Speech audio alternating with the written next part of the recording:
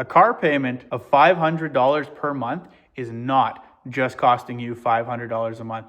It doesn't even cost you $6,000 a year. I'll show you the math right now. The dealerships hope you never do. Welcome back to the channel, guys. I'm Jeff, and I talk about cars, sleds, things like that. And I also have recently been talking a lot about money and the way it actually works in real life, not the way it works in people's fantasy life.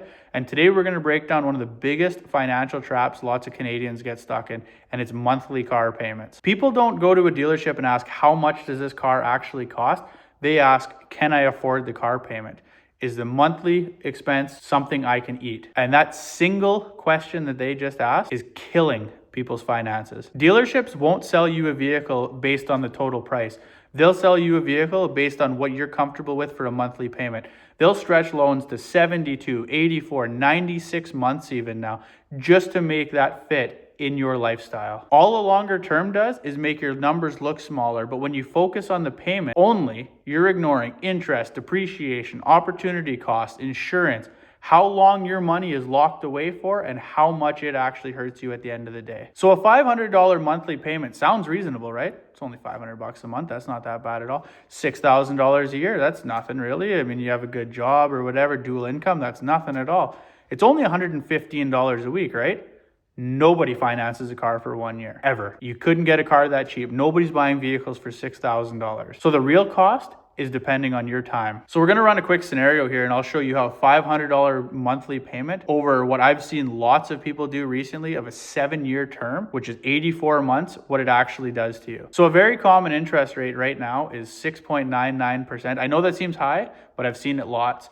A $500 monthly payment, and say your term is 7 years or 84 months. So if you do the math, $500 a month times 84 months, that's $42,000 paid, right? Okay, that's not too bad. But if you think about it, at the end of the day, you just bought a $34,000 vehicle. Most vehicles with a $500 payment start around $34,000 after tax. So that just means you just spent $8,000 on interest for the privilege to borrow money for a car that you couldn't afford. And if you're lucky, that car that you just bought 7 years ago is now worth 10 grand. You just spent $42,000 to buy a $34,000 car that is only worth 10 grand today. So your real outcome, not good. And this is what I was saying earlier, is that loans get stretched out to make your payment more affordable. So say you wanted to buy a more expensive car, but you wanted the $500 payment.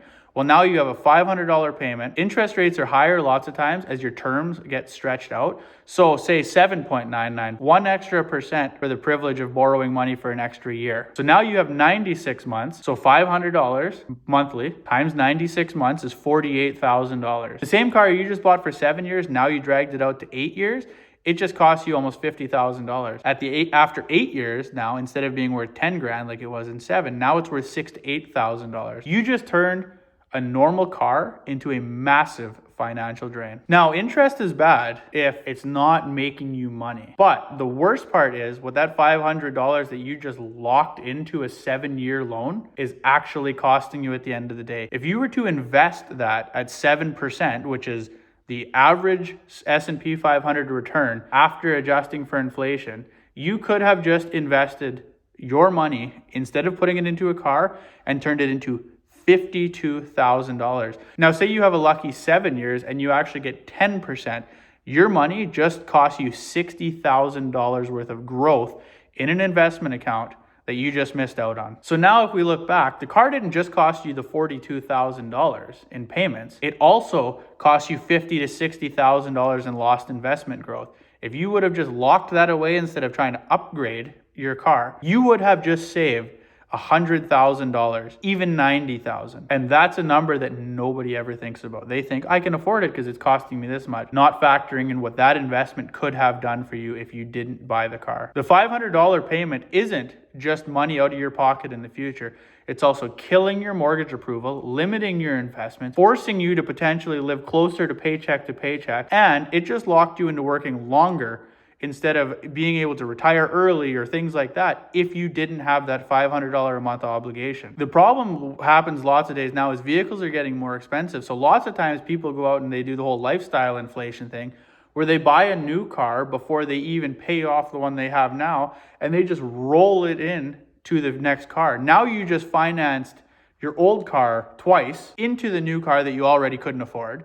And now you just started a cycle that'll never stop. So before you buy any car at all, you should quickly calculate the interest. The easiest way to do that is take your payment that they tell you you're gonna get if it's $500 a month, say nice and even number, and you multiply it by the number of months you're gonna finance the car for. Say $500 for 84 months. That's $42,000. Then what you wanna do is subtract the car price. Say the car price was $34,000. So now you take your $42,000 in total payments, subtract the $34,000, and you just paid $8,000 in interest. That's money that you just paid for the privilege of buying a car you couldn't afford. You'll never get that money back. The other thing people always forget or don't even know in the first place is that front-loaded interest payments are usually how loans are. So your early payments are mostly interest, not principal. So the earlier you sell it or trade it in to think you're gonna get away from it, you're actually putting yourself more upside down by doing that. The best thing to do, not get into that position in the first place. Another good option you can do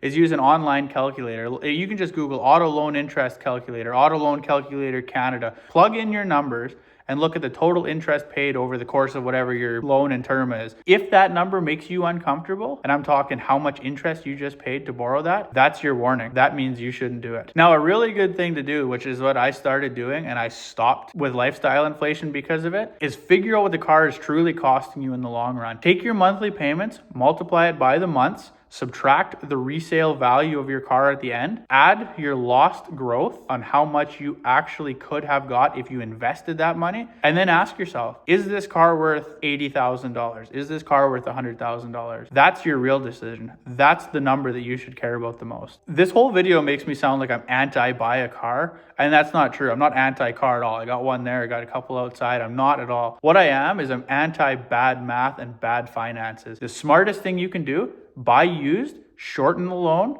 put more money down, buy it after you have an asset that produces enough cash to cover it, and then that way your assets pay for your liabilities. Cars aren't evil, just financing them poorly is. If you guys want me to run the math on your car payment, I can do that below. Just drop a comment. And if you guys want to see more finance content like this about automotive related stuff, things that I can actually do to help you guys get ahead and you can use in the future for yourself, hit subscribe. I'll keep posting these. I have 2 videos scheduled to come out every week, plus a few shorts in and here and there. But if you follow along, I'll do everything in my power to make you guys wealthy.